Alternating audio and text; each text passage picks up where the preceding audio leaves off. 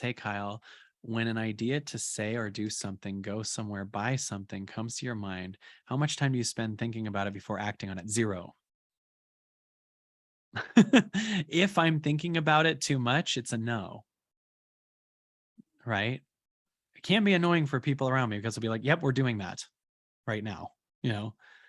But the more I'm thinking about it, the more I'm in a pros and cons list, the more I'm in my head. And the more I'm in my head, the more you go into your head only when you're not connected to your body. In other words, if your body wants to do something and you follow it, it's awesome. If your body doesn't want to do it and you still want to do it, you must go into your head to explain to yourself why you're doing this thing, why you're ignoring your body. That's why when we take jobs we don't like or get in relationships we don't like, we're in our head a lot because you use your head to justify why you're in this thing, right? So, yeah, often I'll go to the store and literally ding, ding, ding, ding, ding, or whatever, buy something, right? Or I'll follow a thing that, is like an inspired idea. I'll tell the team, let's do this thing. Or I'll make a thing or I'll make a video or whatever. It's a calling. And I got to do it instantly. Usually I have to do it instantly. Like if I have an idea for a video and we're setting up too long, I'm like, never mind. Like it was an inspired thing. It's learning how to follow the frequency, follow the feeling, right? So the more I'm in my head about it, the more I don't want it, the more it'll keep me at the frequency of being in my head, right? So if I'm like, do I want this? I don't. I usually don't. And you start to go, but you got to also start to work in a way where you live in a frequency where you get used to that. Because I could imagine if I didn't have this understanding that I would think about it a lot, right? Dot says, I'm confused. I thought you said don't listen to our ideas. And this is a different question. It's a different thing. What Matthew's saying is, if you have a calling, if you go to your head, right, and if you spend time thinking about it, how much time do you spend thinking about it? It's pretty light. I love the motto of say yes and figure out how later. So often I've said yes instantly. I've said yes buying a house without an inspection. I've said yes buying a car without it, like I've said yes before instantly and I knew it. And, it's always right. It's always right. And it's not only always right, like because you have the house forever. Sometimes it goes, I want you to go into this because you'll learn something, right? I want you to go into this because I want you to have another thing that this thing has that has nothing to do. Like you might feel a yes to a job and then meet someone that's amazing and then let go of the job, right? Or you might have go into a relationship and then have a kid and then go, oh, the purpose of this was to make that kid and all the lessons I had, and you can let go of the relationship, right? Like it doesn't have to be that the yes is about the thing, right? The yes is about you following your yes, undoing yourself from the results of why, and moving into it. And you start to learn the less addicted you are to the results when you say yes, you're going to be shocked at how much what your yes is really doing is taking you to a frequency you've never understood about yourself before. Your yes is actually the death of the you. If it's a good yes, it's the death of the you that thinks about it all the time. Right? A good yes is the death of the you that's in your head. Right? Shannon says, how do you define a good yes? I mean, I've given a million examples in the past of different things that happened to me, right? I've given the example of like moving from the Alex to the Dolby Theater. I remember doing an event and having tons of huge speakers there, and there were like 200 people, 150 to 200. And at the time, my manager said, I'm going to dare you to do an event without them. And I remembered both freaking out. And I'm like, how do I do this without saying the names of the other speakers? And he goes, I'm going to challenge you to try it. And I felt my body was a yes, but my mind was freaking out. But then I said yes, and I did a 1,400 seat theater. And I started understanding that the body's yes, it's a body yes, the body saying yes to it, right? because it's giving you a preview. You will be in your body more when you say yes to this. But what most of us have trained ourselves to do is go into our body, see the yes, and then come up with a control freak energy that does everything it can to sabotage what the body is a yes to, period. The body knows what the hell it's doing. It's almost like it's psychic. It has answers on the other side. It's got a desire in it that you don't get exists, that is like bigger. You get synchronicities, you get understanding, you get freedom, you get a life you were not planning on, but is better than it. Right. And then the you that your mind comes in and says, yeah, but, dies to that. And you start moving based on frequency. The next thing you know, when you leave stand-up comedy in 2010, you weirdly have what seems like a lifetime of content because you've tapped some energy that you can be on call number 206. You know what I'm saying? And have unlimited content with no practice before. Are you seeing how there's some frequency that opened up based on the yeses that I didn't understand? And then life gives you a bunch of tests, like, are you sure tests? Like when I left stand-up comedy, I know I've told you this before, but comics that used to open for me were becoming household names. And I freaked out for a minute, but my body was like, stay in it. And show me you care about me more than the circumstances. So you might be going through a breakup and you might know it's a yes to break up, but you got all the yeah, but, and you miss them and all that shit. So it goes, can you show me you trust me? Can you show me that you trust this? You might be going through, I need to move, right? You get what I'm saying? You might get, I need to do this thing. It's a body yes. If you know why it's a yes, it probably isn't it. Do you understand that? If you know why it's a yes, if you can see everything you'll get out of it, then you're not expanding. It's what you already knew you'd get. To me, there's something kind of sad about that. I can see everything I'll get, then you get it, and it's kind of boring. Oh, I already knew I was capable of that. It's when you make decisions into the unknown that I love. Yeah, I can feel it. I can feel what that is. I don't know what'll happen. And you move in kind of a magical way where you just get onto elevators and source clears out what you were yesterday and then gives you the match to your leap. And it's magical and synchronistic and on a higher frequency than you understood existed.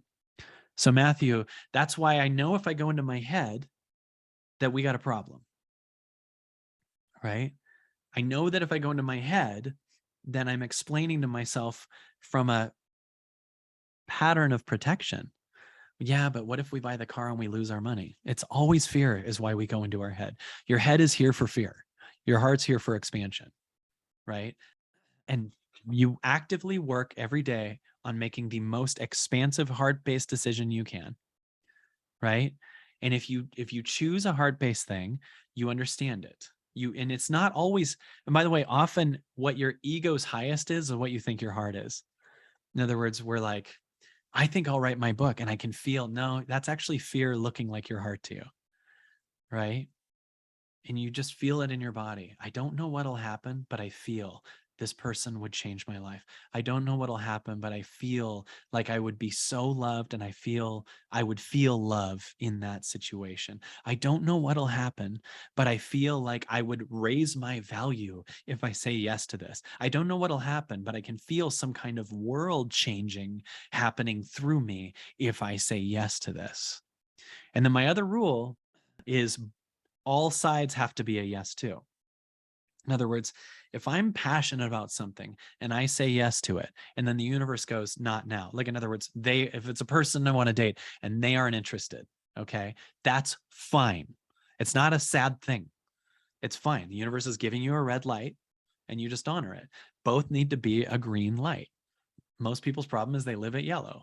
But if you understand that, okay, I'm a green light, this situation's a green light, meaning like I'm a green light to buy that car. Okay, the car is still for sale, right? You got to have that all. I'm a green light to have this job. Oh, the position was filled. It's a red light. Okay, that was to learn something else. You also start to learn everything is to learn something. Everything is to learn something, right? So this is about your expansion. This is about your freedom. This is the access point. It works. Dude, I will never forget the day I heard Bashar talking about following your highest excitement, and I started living it. And then I got my own versions of that. Like it's like, it was crazy. You don't Know why. You cannot be connected to the things to consider. Stop being connected to the things to consider. That's protection. That's fear. You literally live in fear if you do that. I'd love to do this. Yeah, but don't do that. Don't do that. Whatever one's trigger is about that is usually the reason you have to. Like Lodi says, painful trigger, I can't fix it. Am I trustworthy? You got to start saying yes to your highest to prove to yourself you are and undo this pattern that believes trustworthiness is even a thing, right? You say yes to heal that. You don't say yes and consider, am I trustworthy? You say yes and kill trustworthy by moving to a frequency because the pattern isn't trustworthy. The energy that says, am I trustworthy is a pattern? And the answer is no. Follow your intuition. It's the first 2 seconds. It's the first 2 seconds. Yes. Yes, I'm a yes. I feel it. I'm a yes. And then really get good at it because you can also be really good at I'm a no. And then you have times where you're like, I'm a no, but I want to be a yes. Nope, don't do that. Don't do that. I'm a yes, but I want to be a no. Don't do that. Taj says, what if you regret it the next day? Then you'll learn how to heal regret, right? Like sometimes it goes, I'm trying to heal your wounds. I'm going to actually make you choose something that you regret so that you can see you're still alive, even if you regret it, and heal that, right? That's all in this. You got to understand that like life is going, anything that you have that's a yeah, but is here to be healed. Paula says, what happens when you start overthinking? Then you know you're not in your calling. When you start overthinking, that's a byproduct of like think about when you're overthinking. Okay, let's go through it. When you're in a job you hate and you want to leave it. Okay, so what do you start doing? You start overthinking about it. What do I do? What do I do? What do I do? What do I do? They might not like me. It'll become this issue. Blah, blah, blah, blah, blah. Do you hear the overthinking? You're not overthinking about callings, right? You're overthinking about your fear. You're overthinking about your protection. What if I say this and they say no? What if I get rejected? What if I move and there's no one there? What if I, right? It's all fear of what could go wrong that overthinks. So if you feel like you're overthinking, love it, let it go, and ask your heart what it wants. It'll tell you within 2 seconds. I find when I get to 3 or 4 seconds, I left my heart if I don't say yes. Right? Lulu says, what's an impulse purchase? This is a lot of things people do. They go, yeah, but what if my highest is just to eat a bunch of cake or get drunk? It's not. That's why you asked it. Like it's not your highest to impulse purchase. You're associating what I'm saying with buy quickly anything. And I'm going, no, no, no, your highest, right? People always say that. Yeah, well, if I just follow my heart, I'll just drink every day. Is that what your highest wants? Is your soul asking you to drink every day? If that's the case, then do it because maybe it wants to kill a pattern that's judging it. But I don't think it is. In most cases, it isn't. It's you're living in what you don't want. So you have to get into your head. You have to explain to yourself why you're doing that. You have to constantly be in your head. Your head is a byproduct of how you move. And if you instead follow your soul, not just impulse buy anything, because that's not your highest, right? That's addiction, right? I'm not saying impulse buy anything. I'm saying what's your knowing yes without the evidence. You follow that and it will slowly dissolve the you that overthinks, that worries about doing it wrong, that regrets everything. It'll take care of it.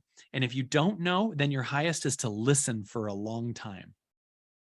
If you don't know what your highest is right now, your highest is to listen for a long time. If you don't know, when you get off the call, listen for an hour. Just start the process of that. It'll start to get you really in tune with highest and it'll start to purge lowest. That's what listening does. It starts to purge your old frequency that's in your head, helps you find why you're in your head, what brings it up. Oh, it's a pattern. My dad will judge me, whatever. Purge that and then watch as you keep listening and it goes, new idea, new idea. You don't have to take all of them. Then when the one makes your body just explode with excitement, you go, yep. And then life becomes synchronicities, life becomes joy, life becomes freedom. You're going to be shocked at what happens, but you got to get good. And if you don't know, then start with basic things, start with small things, right? Just, do I drink water? Do I drink alcohol tonight?